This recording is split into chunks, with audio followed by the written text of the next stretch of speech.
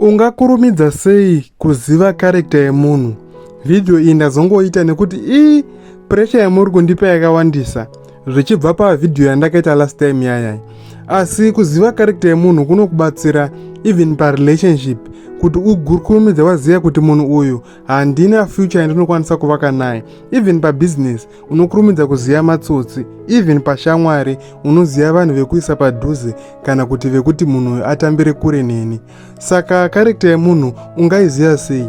Kuziva karekta yemunhu hakunetsi. Chinongodiwa ndechekuti ukwanise kuongorora atinoti small details kana kuti tunhu tunoitwa nemunhu iyeye paeveryday life yake, chiongoongorora behavior yake chete. So menzaniso karekta yemunhu unogona kuiziva zvichibva patreatment yaanopa vamwe vanhu vaasina tarisiro yekubenefita anything kubva kumunhu iyeye. Treatment yaanoita pamawaiters mumarestaurant mamai, kana kuti vakomana vakaderera vanogeza motikari ava, handitiri kuona. Treatment yaanopa kuvanhu ivavo inokubatsira kuziva treatment yaachakupa iwewe patime yaanenge asisina chaari kutarisira kubenefita kubva kwauri. Saka unobvogara watoziva kuti munhu uyu ndo zvaari. Ngatipeso menzaniso kuti pane dhiri remari riri kuda kuitwa. Unoziva kuti kune vanhu vekuti as long as chinhu ichocho chichiunza mari mumaoko ake, haatarisi kuti chinhu ichocho chichakanganisa kana kuti chichaurayisa vanhu vakawanda sei.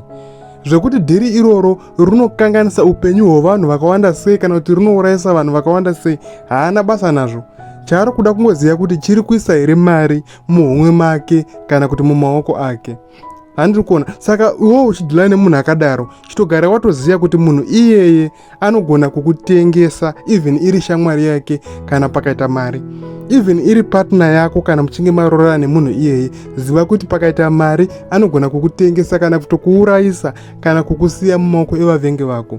Zvichibva pabusiness ramakamboita wobva waona hanga yaainayo nekuda kwemari. Another example inhau yemunhu anorara nevakadzi vevanhu. Handitiri kuona. Munhu iyeye haana maboundaries nevakadzi vevanhu.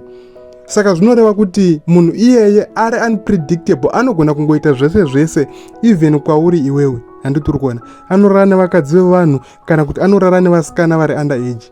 Munhu asina maboundaries anongatoziva kuti uyu mukadzi wemunhu asi anoramba achipfimba, anoda kurara naye. Uri kuona karekta yemunhu iyeye. Saka anenge achizvita kune vamwe vanhu, handitika iwo sabhururu wako achikuudza zvese, asi izvozvo zvichatokubatsira kuziva karekta yemunhu wauri kudhila naye, kuti munhu haana respect, haana maboundaries. Saka gara waziva kuti munhu iyeye ari unpredictable, anogona kungokutira zvose zvese zvinokugumbura ende zvinokushamisa iwewe. Toenda panyaya yemakuhwa, handitika munhu anofarira kuchera vamwe nekutaura zvakaipa nezvevamwe vanhu. Unogara watoziva kuti iwo pauchafuratira ndo zvaachakuitawo, anenge achikunyeya ine anenge achitaura zvakaipa pamusoro pako. Handonoziva kuti kune vanhu vasikafariri zvekunyeya vamwe vanhu, vekuti makada kungotanga zvemakuhwa anotaura kuti timu rangu kotashaya nyaya here, ngatichinje topic. Ndo vanhu vekutamba navo ivavavo. Kwete vanhu vajaira kungochera, vanhu vanofarira kunyeya. Munhu iyeye anonyeya munhu wese wese, even iwewe uri bhururu wako achangokuchera ende achangokunyeya. Saka kuziva karekta yemunhu chinongodiwa kungoongorora small details tunoita munhu iyeye paeveryday life yake. Muchitaura nyaya yasoka, chimboedza kuchinja matopics kuti uone kuti chinhu chaaine energy kuti nyaya dzaanonyanya kufarira ndedzipi ende nyaya dzaasingafariri ndedzipi.